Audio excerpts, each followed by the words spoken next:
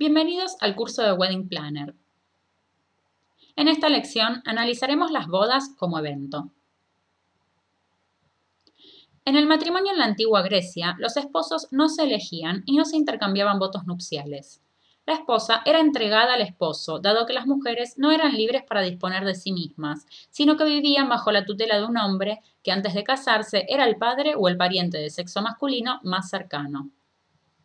Luego del matrimonio, el marido se transforma en su tutor, y si llegase a morir, la tutela pasaba al hijo masculino. La mujer poseía un rol pasivo durante el momento de la entrega, y en ningún momento de la ceremonia se solicitaba su consenso. La promesa de la boda era una condición para la legitimidad del matrimonio. Esta promesa solemne era estipulada entre padre y esposa, quien recitaba una fórmula de oferta, y el futuro esposo que respondía aceptando la oferta. Se ratificaba así el contrato de matrimonio. El matrimonio en la antigua Grecia se realizaba en presencia de parientes y amigos que participaban de la fiesta, es decir, de un banquete organizado por el esposo. A la noche, la madre acostumbraba a acompañar a la esposa a la habitación nupcial y la confiaba al esposo. A menudo, en las familias de clases sociales más altas, se prefería el matrimonio entre parientes con el fin de consolidar el patrimonio. La mujer griega se casaba aproximadamente a los 15 años y los hombres a los 30. En el mundo romano, el matrimonio cumplía una función social, dado que constituía la base de las familias, que a su vez eran las células de las cívitas. Al comienzo del período republicano, el matrimonio tenía un valor sobre todo religioso, y los matrimonios patricios eran celebrados a través de una ceremonia plena de signos y símbolos religiosos. El proceso que llevó al matrimonio a ser una institución jurídica fue muy largo y se concluye en el siglo V a.C. A través de este largo proceso se verifican algunas innovaciones significativas, hasta alcanzar la institución llamada Manus Maritalis. La manus era la autoridad que el esposo adquiría sobre la esposa al momento del matrimonio. Entonces, a través de la manus, el hombre asumía plenos poderes sobre la mujer, la cual a su vez, rompiendo el vínculo jurídico con su familia de origen, comenzaba a formar parte de la del marido. En las últimas fases del período republicano, se puso en práctica una nueva tipología jurídica de matrimonio que templaba la manus maritalis, el matrimonium sine manu. Según esta práctica, si la mujer durante el año de convivencia transcurría 3 noches consecutivas fuera de la casa, el marido no podía ejercer sobre ella la manus maritalis. El matrimonio sine manus se basaba sobre la voluntad de ambos cónyuges de vivir juntos y tenía valor mientras durara dicha voluntad.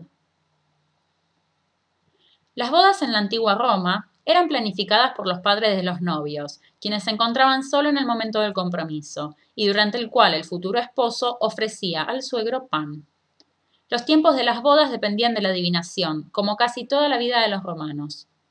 La esposa llevaba un vestido blanco y tenía la cabeza cubierta por un velo color naranja, sobre el cual se colocaba una corona de flores. En el caso del matrimonio entre esclavos, el amo tenía el poder de consentir o rechazar el matrimonio, de la misma forma que podía decretar su fin. Con la llegada del cristianismo tiene lugar una verdadera revolución, dadas las transformaciones jurídicas que determinan el tema. En la concepción cristiana, el matrimonio era considerado un sacramento, por lo que existía una consecuente aversión al divorcio, que constituía en cambio una práctica muy habitual en la Roma imperial. En el año 534 después de Cristo, el emperador romano Justiniano condena el sexo fuera del matrimonio entre un hombre y una mujer.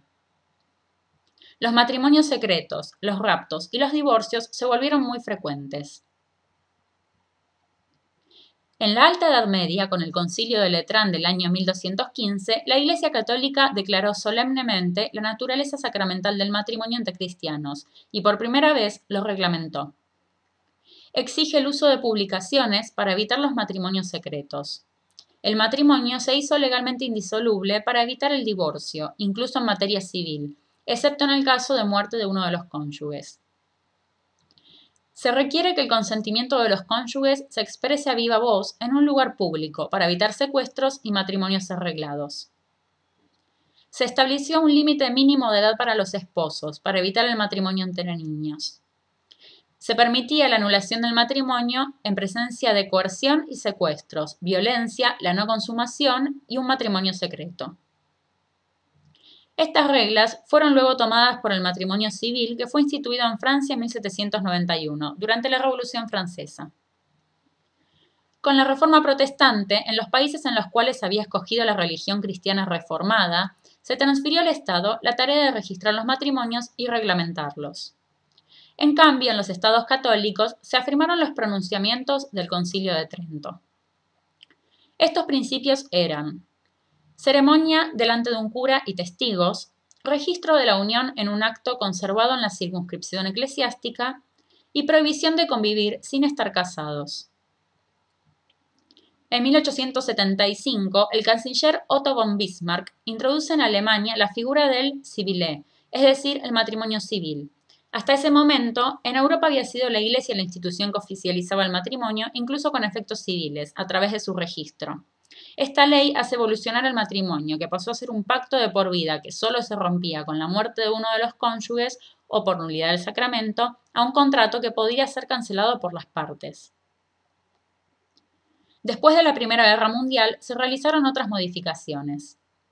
En la mayor parte de los casos, en caso de divorcio, la custodia de los hijos menores de edad era entregada a la madre. A ambos esposos se les atribuye el deber de sostener al cónyuge. Los castigos perpetrados por los maridos a sus esposas fueron considerados crímenes, así como las violaciones. Los hijos naturales adquieren los mismos derechos que los hijos legítimos. Las propiedades adquiridas durante el matrimonio se transformaron en bienes conyugales. En Italia, luego de la proclamación del Estado unitario, se introdujeron nuevas reformas que atribuyeron validez legal solo al matrimonio civil, privando al matrimonio religioso de todos los efectos jurídicos. Sin embargo, en el año 1929 se realizó un acuerdo entre el Estado italiano y el Vaticano en el cual se estableció que el matrimonio religioso volviese a gozar de los efectos de derechos civiles. En la próxima lección continuaremos analizando las bodas como un evento.